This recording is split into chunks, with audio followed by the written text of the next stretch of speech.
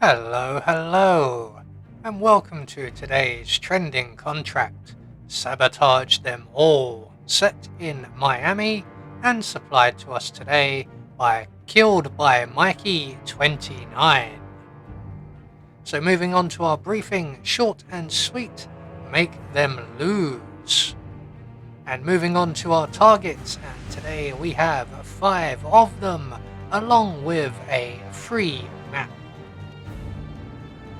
So for today's challenge, we'll be starting at the marina.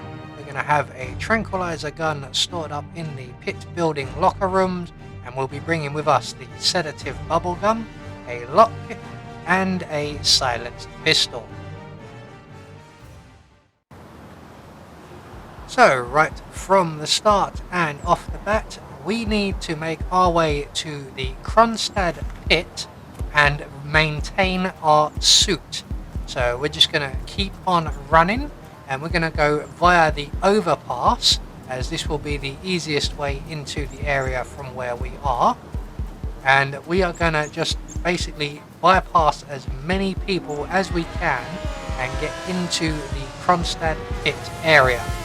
This is going to take a little while, so we're just going to head straight into the overpass area, and as long as both of the race marshals on the overpass have their backs to us, we're just going to keep running, keep crouched as we go as well, just in case, and then down the other side. So that gets us onto the right side of the racetrack, but we still need to make our way into the paddock area. Now we can now access the stands area relatively easily, but we need to get past the stands and into the VIP section, which is the paddock area. So we're just going to run around the back here next to the racetrack, and then up along the side of the pink carpet, or the red carpet, depending on how good your contrast is. And then round here we're going to make our way around the rear of the Kronstadt motorhome, and we're going to stop at the corner here, as there is a waiter just about finishing his cigarette, and then he's going to go off and play with his phone, and when he does, we will then be able to make our way past him and into the VIP paddock area. Now along the way past this guy, we will also acquire ourselves a crowbar leaning against one of the pallets here, so we're just going to quickly grab that, make our way into the paddock area where we are no longer trespassing and we can move around a little bit more freely. So we're just going to make our way straight down the paddock area and into the pit building, and instead of going up and into the driver's lounge, we're going to head down and into the locker room, and down here we will find our tranquilizer gun and a pit key card. So we're just going to grab both of them real quick. We're going to select our silenced pistol as we make our way out through the far end of the locker room. We're going to take care of the camera at the top of the stairs, hopefully without alerting that guard. We're then going to take our sedative bubblegum. Now this isn't strictly necessary. If you don't have the sedative bubblegum, you can just throw the crowbar and get the guard's attention, but you will have to render him unconscious manually. The joys of having the sedative bubblegum means that we can just throw the bubblegum at the bottom of the stairs. That will get the guard's attention, and when he comes down and finds the bubblegum, he will render himself unconscious, and it is a very important lesson for him learned not to pick things up off of the floor and put them in your mouth. You don't know where they've been. So while he's got his back turned, we're just going to make our way up past him, up the stairs and into the Kronstadt pit area.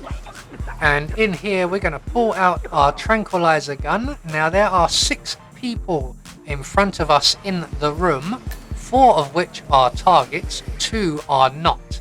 And we have 2 tranquilizer shots. So your guess is just about bang on the money.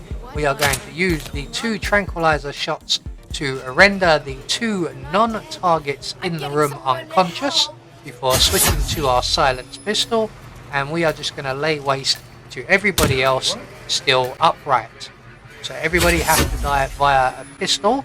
So we're going to try and shoot as many of these people in the head, although we didn't get them all. And down you go, sir, thank you very much. Now obviously Sierra Knox will be heading back this way in a little while, and just to make absolutely sure she doesn't see anything that will upset her, we're going to clean up the pit area by depositing all of the dead pit crew into crates and boxes. We're going to leave the unconscious ones where they are.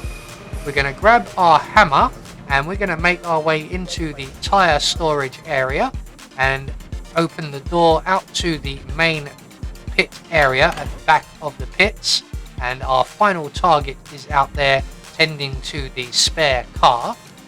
He's going to come in to investigate, and when he does, we're going to drop him with a simple bullet to the head.